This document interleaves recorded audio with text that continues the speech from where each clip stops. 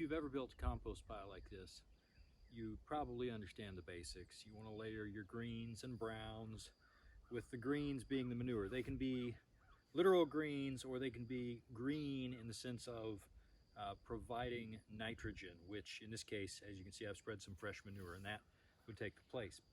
The most common mistake I think that people make is they don't add enough dirt, just good old plain garden dirt, especially clay, as that has a much higher ratio of cations, which is really beneficial for grabbing nutrients and holding on to it. If you don't add enough dirt, your pile, if you get it sufficiently hot, is just going to shrink down to almost nothing, or you're just never going to get it to work.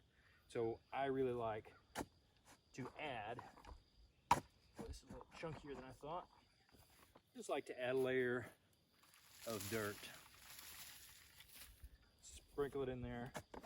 And you don't want to have such a thick layer that it begins to form its own barrier against everything feeding in, but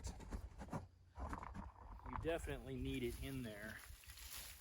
And I think that if you've been having trouble with your compost vanishing, that's probably why.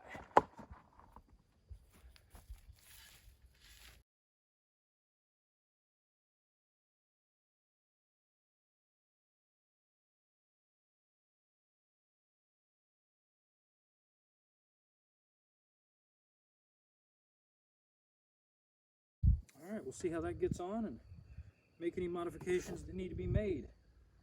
If you guys have any tips or favorite ways, or you think I'm doing something terribly wrong, make sure and let me know, because no matter how long I've been doing this, I can always learn a lot more from you guys. So please leave a comment.